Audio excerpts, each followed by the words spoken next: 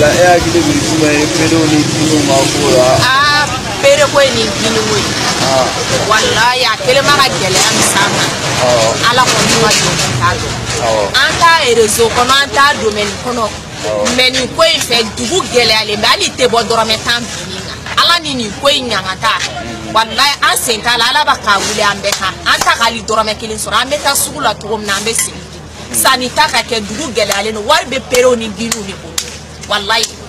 na sera ka ko kon tele na wuli la tele la lishu ali dugu wallahi ma ko ninga ga sababe ni ko inga dabla ya de anga nyera so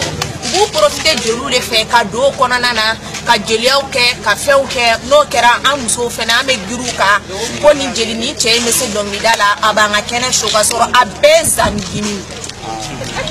wallahi na sera ka pe anna masabu faga mu biya bena la chenje wallahi ani ya ye kele rete ka pa jamana kono pele ni ginu do ala ayula ko faga sala na ke kuma ya faga le ke mene jurumuta kana ali ke ma jurumuta kana ni pele ko ni gini ko na sala ko faga ko le nda famba ko le ne be bla onya madi wa ne be sa ne me balo moru ma jene dafa shi ma jene o nyo ma wila amba ko bi ama ko shi ni gini ko ni pele ko ya toro shi be jele mu ko lu yele gini nu pele nyo kana si mo itnie fa fe suru ko lo fa dodu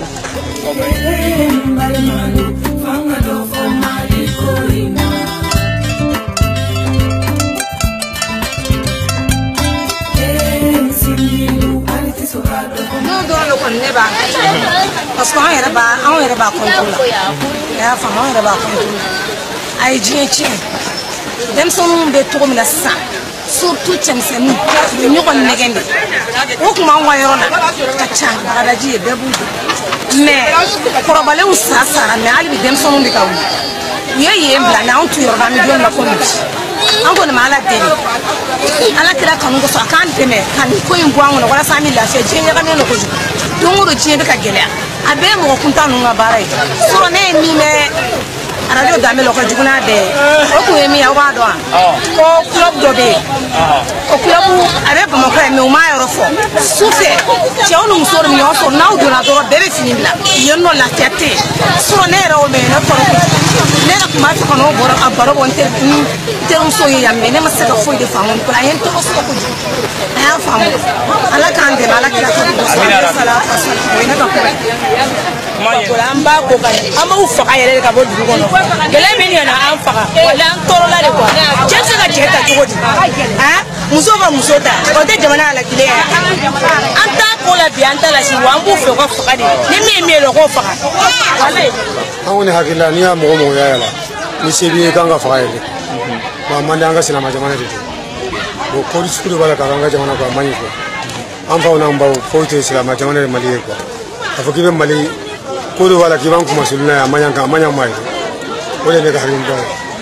donc ami pere ni ginu ga kele na donc ya kile mune ne be fere de ka kele mu ma to aka ba mali ko na to me hera na ga jamana ko to de ka ge e be fa nga kele chugodi na mu ye na ka mu kula ko kula ke no abe ba on ni to yo lu be so le wo da bla wala on ka ni ne ya kile mu ya ko présent be na ni gele ko ministre bi na ni gele o doronte o ko munu be dugumana la ke ko fen la je ko keleke nu yo keleke no ya phénomène naw ko wara be dugumana la mu te présent tani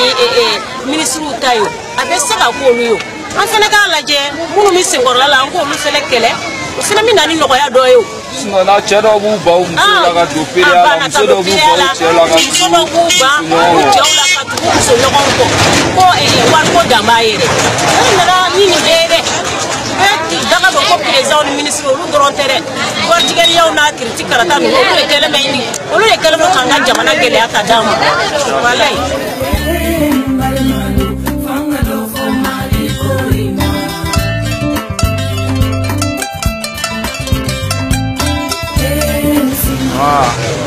donc ami ko gin ko ni pede ko kelare la donc an na woni nga donc ya dina mi ko fo aina akula la point ma do de que ala ka barka do ko amin parce que arama de ni ni tambe ko de que senore ni ni ko ko de que senore ibi ko bo nyata mu fe olu ni wulu de ke arama de gin nunu fle pede nunu fle o se ka dente se ka bula ko tɛ se ka den sɔrɔ den mun bɛ se ka fréquenter donc u bɛ fɛ ka musoya buruja de muso dun mana kɛ fɛn o fɛn mun ye diɲɛ kɔnɔ ala ye bonya mun d'a kan mɔgɔ tɛ se ka wuli ka bɔ a la n'an bɛ kɛlɛ o kɛlɛ mun kɛ n'an bɛ bɛnkan o bɛnkan mun kɛ an ka se ka fara ɲɔgɔn kan ka se k'u kɛlɛ kɛlɛcogo la mun b'a to a ko yɛrɛ bi jɔ wari mun dilen don u ma a wari in ala ka tasuma de don a la n'an bɛ se ka kɛlɛ o kɛlɛ mun kɛ kɛlɛ mun b'a to ko in bɛ se ka bila pewu yanni diɲɛ wuli cɛ a kana don dugu in kɔnɔ yɛrɛ an ka fara ɲɔgɔn kan a bɛ ɲa cogo min na an ka jɛ ka fara ɲɔgɔn kan k'u dilan tiɲɛ yɛrɛ la o ka di ne ye n'an m'u kɛlɛ n'an ma se k'u kɛlɛ yelen na an b'u kɛlɛ ni ala sɔnna ma an bɛ s'u la fɛnɛ wa an tɛ dɛsɛ u la fɛnɛ ala barika Sénégal ni jamana tɔw y'a kɛlɛ u ta kɛlɛ donc turu Mali la olu sera k'u ta kɛlɛ donc turu b'anw de la donc e yɛrɛ hakilina na an fana bɛ se k'an ta kɛlɛ i n'a fɔ olu y'a kɛ cogoya min na an kan ka kɛlɛ fo ka tɛmɛ olu ta kan ni an bɛnna ko la n'an sɔnna ɲɔgɔn ye an bɛ se ka kɛlɛ ka tɛmɛ olu ta kan mɔgɔ mɔgɔ mun b'a idée ta k'i ɲɛsin an ma yarabi a ma ala kana mɔgɔ bɔ an na mun bɛ tila ka kɛ an janfabaga ye parce que n'u bɛ fɛ ka se la u b'a essayer ka aw yɛrɛ damaw de bila ɲɔgɔn ye an ka ɲɔgɔn kanu an ka kɛ ɲɔgɔn fɛ an kana fɔnko ɲɔgɔnya kɛ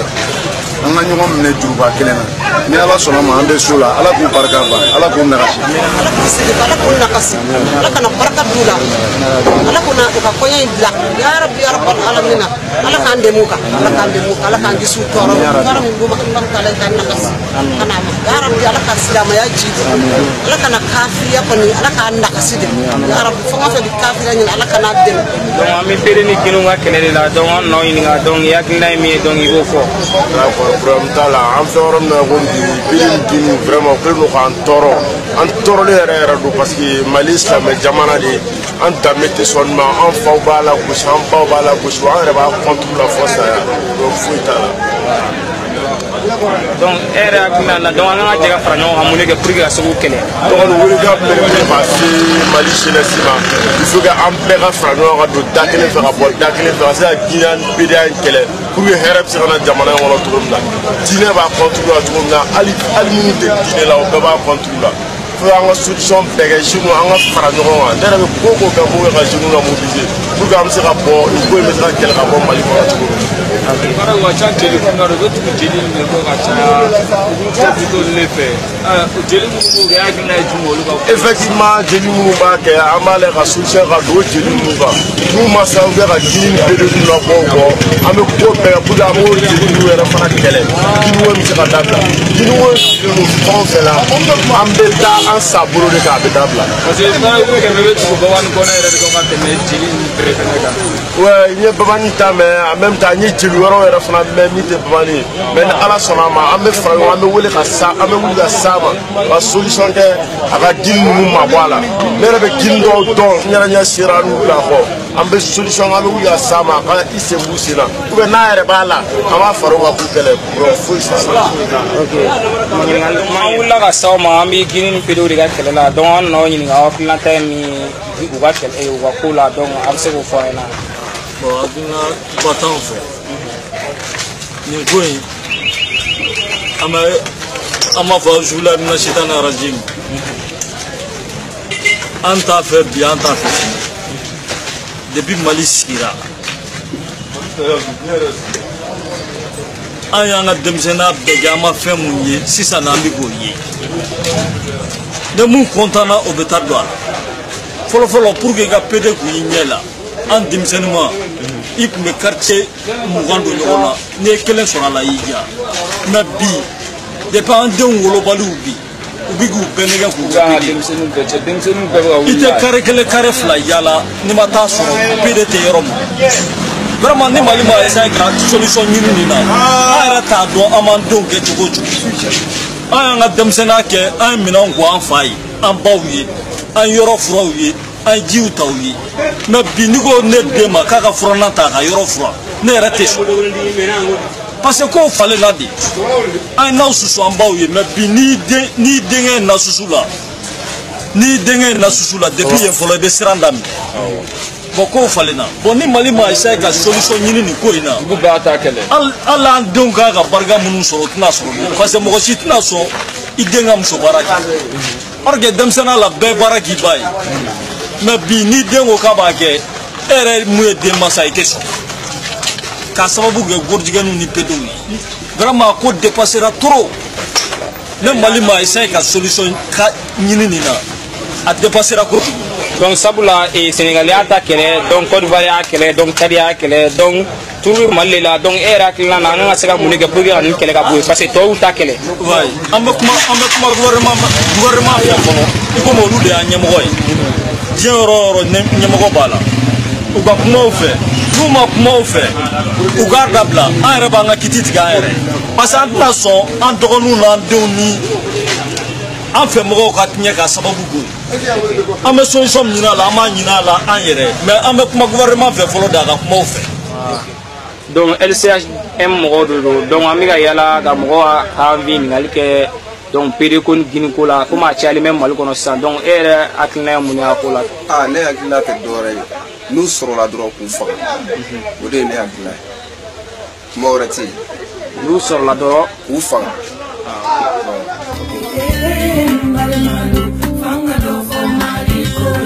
LCHM mɔgɔw de don donc an bɛ PD ni Guinée de ka kɛlɛ la donc an n'aw ɲininka hakilina ye min ye a b'o fɔ an ɲɛna a ko la. Bon PDA ni fɛ Guinée in kɔni an bɛ hakilina min d'a la adamadenya yɛrɛ kɔnɔna na adamadenya taali a nafa tɛ adamadenya yɛrɛ kan parce que n'i y'a ye olu yɛrɛ wolola olu adamadenya sira normal olu nana n'o de donc maintenant ni o bɔra yen ko fo PD bɛɛ b'a dɔn cɛ ni cɛ kɔni o tɛ den sɔrɔ donc ɲɛnamaya nakasili de y'o ye ka ɲɛnamaya ci donc maintenant hali baganw olu tɛ sɔn donc an kɔni ka hakilina ye min ye o la jamana danbe to ye an ka jamana a ma sigi o kan donc fɛn min n'o an ka jamana ɲɛmɔgɔw ka wuli depuis sisan yanni mankan wɛrɛ ka wuli o ko la i y'a faamu donc ne hakilina ye min ye o ye. Bon mɔgɔ minnu b'a a ka di mɔgɔ min an b'a la deli ala k'u bɛɛ sara kɛ balaw ye ala bɛ se k'a bɔ an da la cogo min na an b'o de ɲini Alahu Taala fɛ k'a ɲini maliyɛnw yɛrɛ fɛ an ka marcher contre ça an ka jamana fɛ tɛ c'est pour détruire le pays worojigɛni a fɛn tɛ dɛ baara ɲuman tɛ min bɛ n fɛ o y'o de ye n'an bɛ se k'a ka bɔ Mali kɔnɔ cogo cogo an b'o de ɲini Alahu Taala fɛ. Ala sababu bonya do. Assalamu alaikum. Wa alaikum salam. Neto Idrissa Diarra. Bɛ feere kɛ place souvenir la. Bon, gorjigɛniya ko in an y'a ye Facebook kan. N kelen bɛ k'a ye téléphone kɔnɔ. Vraiment an bɛ Ala subahana wa taala deli ya Rabbi Ala ka jisuma k'a fura ye. Jamana in an tɛ balawu fɛ an tɛ mankan fɛ. Gorjigɛniya kɛra diɲɛ jamana o jamana la jamana a bɛ nagasira an ye luti ka kumaw mɛn mais a ma kɛ an tile la a ma kɛ an mɔkɛw tile la mais tiɲɛ yɛrɛ la gorjigɛniya a bɛ jamana sigi kɔ a bɛ jamana nagasi an tɛ mankan fɛ an t'a fɛ ka mankan kɛ jamana kɔnɔ an t'a fɛ ka foyi kɛ nous les jeunes anw de ye don dɔ mɔgɔkɔrɔbaw ye bon ni nin na ka anw yɛrɛ sen kan an denw u bɛna mun de fɔ olu fana denw olu bɛna mun de fɔ donc depuis sisan an ka faamaw ka wuli ya Rabbi ama an ka essayer an ka sira da nin ko in ye donc o de tun ne fɛ k'a fɔ mankan jamana mankan man ɲi jamana kɔnɔ hali dɔɔni n'i ye jamana in ye tonko o tonko la kɛlɛ de filɛ ka jamana in segin kɔ donc an t'a fɛ ka mankan foyi kɛ jamana kɔnɔ an tɛ Ala deli maa si ka mankan kɛ jamana in kɔnɔ donc komi ɲɛmɔgɔ Ala ye diɲɛ ko k'o da Ala ye ɲɛmɔgɔw de da an ɲɛ Ala ye ɲɛmɔgɔw de bila an ɲɛ an jigi ye Ala subahana wa taala ye an jigi an ka ɲɛmɔgɔw ye u ka wuli u bɛ se ka nin ko in labɛn cogoya min na nin tɛ an ka danbe ye nin ye tubabuw ka ko de ye nin ye yahudiyaw ka ko de ye nin ye nanzara ka ko de ye hali nanzara dɔw bɛ yen a tɛ k'olu fɛ yen yahudiyaw dɔw bɛ yen olu tɛ sɔn ka k'u fɛ yen donc an bɛ Ala subahana wa taala deli ya Rabbi Ala ka jisuma ka fura ye. Sénégal ni Tchad ni Côte d'Ivoire y'u ta kɛlɛ mais olu yɛrɛ population yɛrɛ de wulila fɔlɔ k'u ta kɛlɛli daminɛ donc ka sɔrɔ k'a sara ɲɛmɔgɔw la est ce que n'a nana to an ka ɲɛmɔgɔw ma a bɛna se ka kɛlɛ wa an kan k'a to an ka ɲɛmɔgɔw de ma a ka kɛlɛ wa ou bien an yɛrɛ de kan ka wuli. Wagati dɔ kɛra mɔgɔw tun ye regroupement camanba kɛ ka taga ACI 2000 la ko gorjigɛniw ni Guinée maralen don Babani Kɔnɛ fɛ yen donc o wagati yɛrɛ la Babani Kɔnɛ a bolila a taara Faransi a fɛn bɛɛ ne de ka téléphone kɔnɔ Facebook kan donc sisan komi mɔgɔw wulila u yɛrɛ ye dɔɔni dɔɔni bɔn an ka jamana in ye danbe jamana ye an ka jamana in ye silamɛya jamana ye Donc, raison pour laquelle on peut mettre à tout Niamogoma. Mais Niamogoma, c'est qu'à Ouliga Koké. Ah, on a Ouliga Koké parce qu'on était en ballen, on te sait qu'à 40 secondes. Elle m'a en deux mouvements. Nous commençons à entraîner. Elle m'a amené pour nous boire. En Oulito, on a à quelle dame. Mais on a Niamogoma de cause jusqu'à preuve de compte. La question de Djani. On a Niamogoma alibi. Parce que on a Djamane Chile. En Srané, Mangane, Yate, Mangasa Djamane. Mais la manière, c'est on voulait tout là-dedans, Kakoui, on va conquérir, Inch'Allah.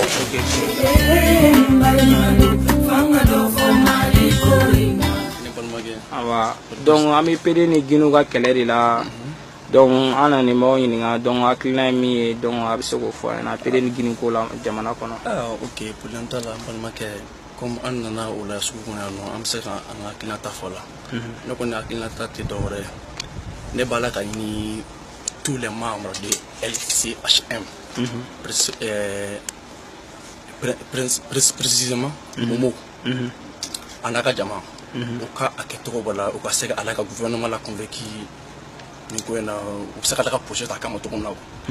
Bon, la raffinerie à la gouvernement intervenir au Pola, le gouvernement s'est intervenu, en Monumiano,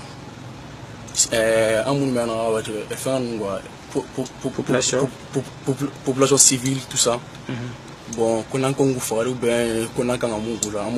mais personnellement, moi, je ne suis pas dedans. Ce que moi j'aime, c'est la sensibilisation. Sensibilisation d'abord. Après la sensibilisation, à cadavre, en café. Tchèni tchèka, nous on fait la tête.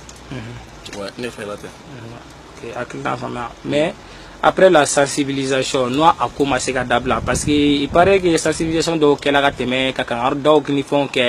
mais au Bela à côté, c'est à dabla. Donc, comment on fait Jamana d'Obina pour Tchad, ni Sénégal, ni Côte d'Ivoire, nous, au lieu de parce que lui a une écoée, comme il y a qu'elle est plus rapidement, comme il y a comme Mokan parce que Mokan doit approcher la main de tout la main. Donc, au bas, il y a un yé de Kanake. Donc, il y a la Sénégal à la Kelinte, au lieu de Beutagin. Donc, est-ce qu'il y a une sensibilisation qui est est-ce qu'il y a une sensibilisation est-ce qu'il y a une donc, à fouiller la nouma kele, donc à reba kele, est-ce que tu n'as rien? Bon, oui, il y a un peu de son bilan. Ali ka fati o sharo yere yala ka ida ka fo PDA kele lutika mo koni pa kele de 1 ika duskun ni koni masaka kele ika duskun ika la ka kele ika koni na foli koni masaka kele ni koni masaka kele qui fait enfin qui a été fait enfin ika la ka kele ni aka violence de wo aka fait enfin ika la ka kele ni bon ok, problème là. Donc, il y a une famille là. Merci.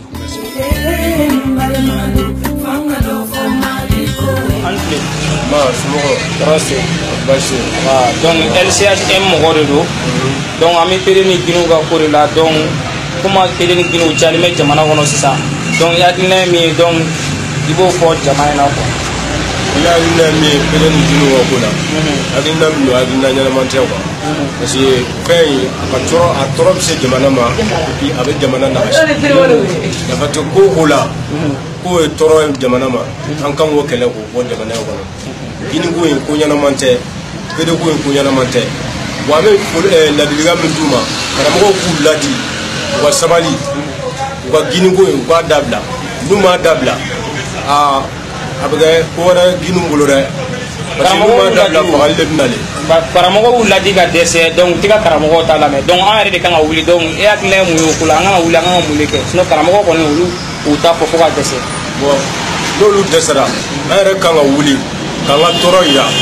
quand il a beaucoup Jamana à Kadani ante Guinée ni Pérou fait en Jamana on connaît bon on est à Guinée quand des Maliens des Belangers man bega oublie en a Kelege parce que Kelemino à quand Islamia Kelero Guinougo à moins Malikono Guinougo à moins Jamana Fashi avec Jamana Nagashiri. Avec la Malion Béa Bega Jagaouliga Faranoa, Kauliga Guinougo et Kele. Voilà ça, c'est la dame la Jamana Ronotouma. Karamɔgɔ fana sigilen don ka ko in na an ka essayer an ka wuli ba ye an ka ɲɔgɔn fara an ka association baaraw créer ba ye n'an y'o créer sisan n'an fara ɲɔgɔn kan an bɛ nin ko in kɛlɛ o ya bolgu yɛrɛ kamalenkɔrɔ falen kojugu i bɛ se ka taa ba cɛya ma cogo di ko k'e bɛ cɛ ɲɔgɔn de fɛ ko muso b'a fɔ k'a b'a muso ɲɔgɔn fɛ o de bɛ tila hali fali pede tɛ yen olu pede o tɛ yen an ka jɛ an ka fara ɲɔgɔn kan an siniw an ka fara ɲɔgɔn kan an ka dugu kɛ walayi jamana y'a bɔ hali gɛlɛya Mali gɛlɛyaba ye n'i y'a bɔ a la nin ko in bɔ a la a tɔ b'a la mɛ mun fɔ an ka jɛ ka dugawu kɛ jamana in ye Ala ka jamana in bɔ nin ko in na. Amina rabi. O de ye hakilina ye. An ka wuli dɛ an jɛn'u ka wuli an ka fara ɲɔgɔn kan walayi an ka nin kɛlɛ kɛ nin ko in ma ɲi jamana ma a ma ye walayi a tɔgɔ jamana in tɔgɔ bɔra an kɔnɔ Cameroun olu wulila k'u ta kɛlɛ kɛ bɛɛ y'a ye an ka jɛ an ka wuli an ka fara ɲɔgɔn kan an ka nin ko in kɛ an ka nin ko in kɛ nin ko in ka ɲi jinɛ kɛlɛ don walayi. O de ye hakilina ye. ɲɛmɔgɔ tɛ se ka nin kɛlɛ ban an ye denmisɛnninw an bɛ se ka wuli k'an jɔ ka nin kɛlɛ kɛ nka kɛlɛ tɛ se ka kɛ n'an ma se ɲɛmɔgɔw fana fɛ yen u ka fɛn dɔ d'an ma an bɛ se ka kɛlɛ kɛ cogo min na n'o tɛ a bɛ kɛ dɛ mɛ a ma nɔgɔn dɛ parce que a ma nɔgɔn jumɛn na ɲɛmɔgɔ minnu bɛ sanfɛ olu bɛ k'a kɛ o ni ɲɛmɔgɔ bɛ k'a kɛ minnu bɛ duguma n'u ko k'u k'a kɛlɛ kɛ a ma nɔgɔn donc hakilina min bɛ ne fɛ fo an ka wuli k'an jɔ ka fara ɲɔgɔn kan an minnu ye denmisɛnninw ye an de bɛ se ka ban n'o tɛ k'a fɔ k'an k'a to ɲɛmɔgɔ bolo k'olu k'a ban an tɛ se ka ban an de bɛ wuli ka jɔ b'a ban et puis a bɛ ban fana Ala b'an dɛmɛ a la parce que n'i ye ko o ko da ye ni nka Ala b'i dɛmɛ a la quoi mais fo destination ka k'i la ni destination ma k'i la ko o la a tɛ se ka kɛ i n'a fɔ an yɛrɛ bɛ ka wuli cogo min na vraiment courage yɛrɛ ye ne minɛ donc hali bi an b'a di Ala ma an bɛ wuli ka jɔ an bɛ ɲɔgɔn bilasira info min bɛ yen problème t'a la an k'a fɔ ɲɔgɔn ye pour que an bɛ se ka ɲɔgɔn faamu nin bɛ ban cogo min na quoi n'o tɛ Mali bɛ don min na ko bi an kana ɲɔgɔn nɛgɛ nɛ wajulikɛla tɛ dɔnnibagako tɛ anw de bɛ wuli ka jɔ an de ye Mali ye bi Mali mɔgɔ foyi tɛ bi nɔ donc hali bi an ka courage ta Mali ko in na a bɛ ban ne dalen don a la n'Ala sɔnna hakilina min bɛ ne fɛ o ye nin ye Ala k'an dɛmɛ amina rabi donc k'an bɛn. Tiɲɛ yɛrɛ yɛrɛ la a ka ɲininkali a ka ɲi a ka ɲininkali in ka ɲi yɛrɛ yɛrɛ mɛ a ɲuman ye min ye a bɛ k'a kɛ cogo o y'a ɲuman yɛrɛ yɛrɛ yɛrɛ ni min baara o ka dɔn ni min taara o fana o ka dɔn wa n'an ye ne kɔni ɲininka n'u bɛ yɔrɔ o yɔrɔ an ka tasuma bɔ o de ka di ne ye. Yɔrɔ o yɔrɔ ka tasuma kɛ yen. Awɔ o de ka di ne ye parce que o ni Ala ta tɛ taa. Ok awɔ y'a dɔn dɛ. Ok merci. Bon hakilina wɛrɛ kɔni t'anw na kɛlɛ kan ka kɛ fo ka s'a dan na o de y'an ka hakilina ye. Kɛlɛ bɛ kɛ cogo di? Cɛ minnu b'u yɛrɛ kɛ muso ye muso minnu fana b'u yɛrɛ kɛ cɛw ye don o don an kɔni bɛ ka reportage lamɛn mais kɛlɛ kan ka kɛ an bɛɛ de bɛ bɔ masuma n'an ye mun sɔrɔ an b'o bugɔ fo k'o bɔ a la o kɔni ye ne ka hakilina ye.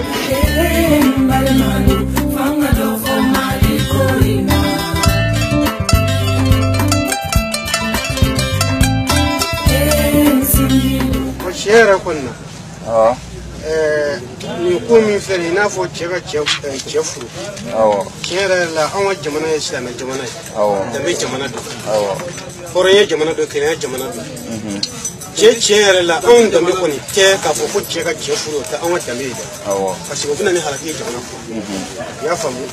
anw ni kɔni tɛ laɲini si kɛ laɲini min bɛ kɛ sababu ye ka na n'o ye sababu o sababu ko n'a bɛ na n'a ye an bɛ Ala deli Ala k'o sababu ɲini ka bɔ an ka jamana kɔnɔ k'a tɔɔrɔ bonya pewu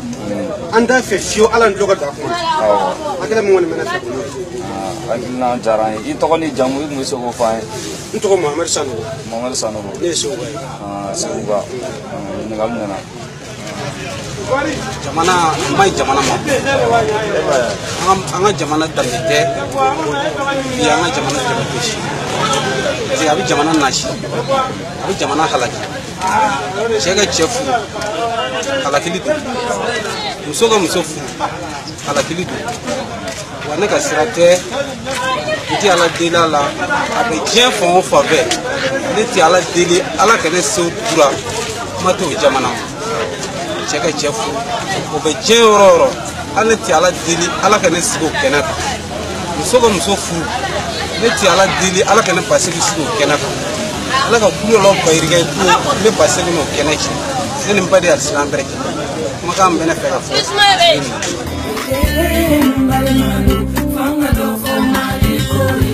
kɛlɛ in n'a bɛ kɛlɛ in kan a b'a daminɛ sanfɛ sabu ɲɛmɔgɔ in bɛɛ lajɛlen ni Kadɛrɛ y'a fɔ bi n y'a fɔ sisan Mali kadiri tila bɛɛ lajɛlen PD o kɛlɛ o kɛlɛli ma nɔgɔn dɛ kadiriw kɛlɛ PD yɔrɔ o yɔrɔ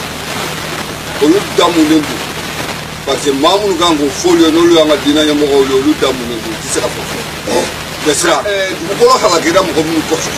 n'o den kelen kelen yera dugukolo kan o kan ka faga de o bɛ faga de a ye duw kɔnɔ bere bɛ maa minnu ka duw kɔnɔ u b'u ta bɔ k'u faga kɛlɛ bɛ ban sisan ne maa sera k'a ta labɔ k'a ta faga soit k'a ta yira bilahi bere ko kɛlɛ ye an b'a ban sisan. donc comme yɛrɛ bɔla k'a fɔ k'u bɛ sanfɛ mɔgɔw de bolo bon e yɛrɛ hakilina na comme u bɛ sanfɛ mɔgɔw de bolo an ka mun de kɛ pour que ka se k'olu kɛlɛ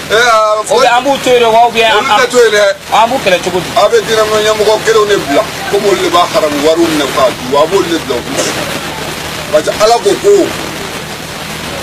n'i ye jamana kɔnɔdenw cogo ye cogo min na a b'o ɲɛmɔgɔ de sɛbɛn cogo o cogo b'anw n'a dugu ma ɲɛmɔgɔ de b'aw bolo sanfɛ a ye taa olu ka ɲɛmɔgɔ dɔ fɔ sanfɛ k'a ka jogo bila k'a ka n'a biri silamɛya birifini jukɔrɔ a ko silamɛya birifini jukɔrɔ a ka ala ka sariya yɛrɛ a bɛ mun fɔ a nɛngu kan k'a ka sabati dugukolo kan aw bɛ lafiya an bɛɛ lajɛlen bɛ lafiya wa hɛrɛ bɛ dugu mali kɔnɔ n'o tɛ parce que an bɛ baara fukɛ de la